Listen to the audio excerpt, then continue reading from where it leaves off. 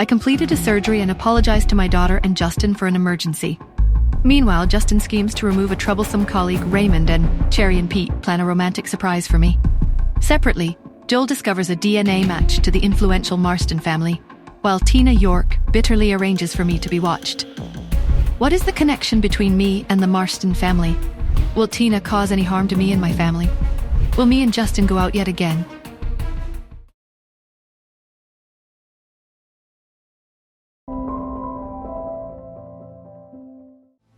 Joel was striding down the hospital corridor towards Ian's room. "Uncle Ian," Joel said, forcing a calm into his voice as he pulled up a chair. Ian turned, a flicker of surprise in his eyes. "Joel, you're back.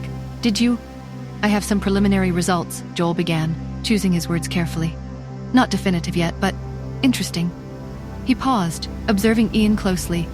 "Uncle, I was thinking about some old family history. The Marsten family. Do you remember them? Any connections between them and Yvette's side?" Ian's eyes narrowed, a subtle tension entering his posture. "The Marstens?" he repeated slowly, a distant look entering his gaze. "They were a very private family, powerful in their own way. Why do you ask?" Joel leaned forward, his voice softer, more probing. "Just some old business records I came across. Their name popped up in connection with some of Yvette's early ventures. Anything you can recall about their relationship? Was it purely business or—" Ian sighed, his gaze drifting to the ceiling. "Yvette had many acquaintances, Joel. She was a force of nature. Not everyone was. Simple. The Marstens were complicated, but business for Yvette often meant more than just money. It was about principles, about ideals." He paused, a flicker of pain in his eyes. "Why are you digging into this, Joel? It's ancient history." "Just tying up loose ends, Uncle," Joel lied smoothly, his eyes never leaving Ian's face. He knew Ian was holding back. The depth of Yvette's secrets, it seemed, was far greater than he had ever imagined. Tina York sat in a cramped, nondescript office, a stark contrast to the sprawling university facilities she had so recently commanded. Her medical license, her professorship, her entire career, all stripped away. And it was all Nora Smith's fault, or Athena's. She pulled out a burner phone, its screen a dull glow in the dim room, and typed a series of rapid commands. A name flashed across the screen, Shadow. "I have a new assignment," Tina typed, her fingers pressing hard against the glass. "That woman, Nora Smith. I want her watched. Every move, every contact, every whispered secret. I want to know everything about her life, her vulnerabilities, her connections." A reply pinged back instantly. "Details. Price." Tina's lips curled into a cold, triumphant smile.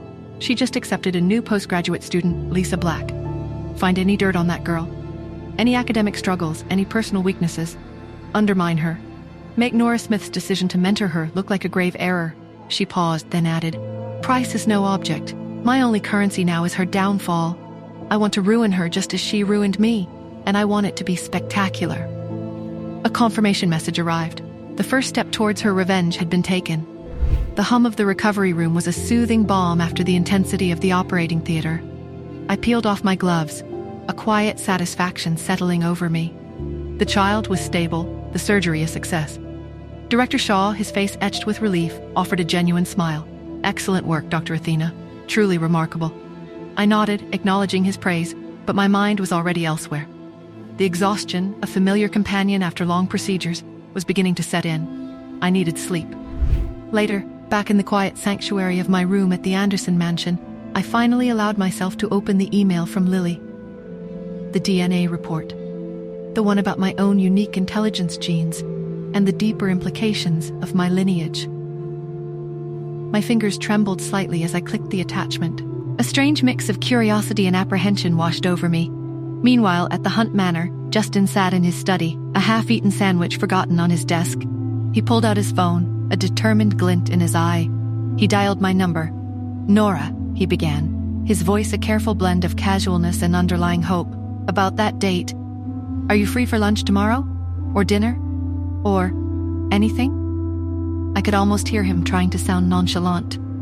Pete and Cherry, oblivious to the complexities of adult romance, were in the next room, their small voices conspiring.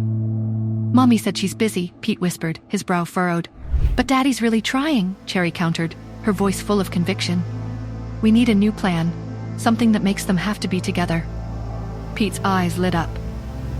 What if we accidentally get locked in a room together? Cherry giggled. Perfect. The next afternoon, I decided to take a short drive, perhaps to a quiet park, to clear my head. As I approached a less crowded intersection, waiting for the light to change, a sudden, bright flash erupted from a nearby parked car. It was quick, almost imperceptible, but my heightened senses registered it instantly. A camera, a long lens, and a figure, half hidden in the shadows of the car, quickly pulling back. My heart pounded. This wasn't paranoia. I was being watched, actively. And as the light turned green, a chilling realization washed over me. The shadows were closing in. The threat wasn't just lurking in the shadows anymore. It was closing in, its eyes fixed on me. My life, my children's safety felt more precarious than ever. Who was behind the lens, watching my every move? What did they want, and how far would they go to get it? And with shadows closing in from every direction, could I truly protect myself and my children from the invisible enemies tightening their grip? Hi, Nora here. If you are wondering what happens next, then download the Pocket FM app and listen to the exciting episodes of Saving Nora Now with the link in the description.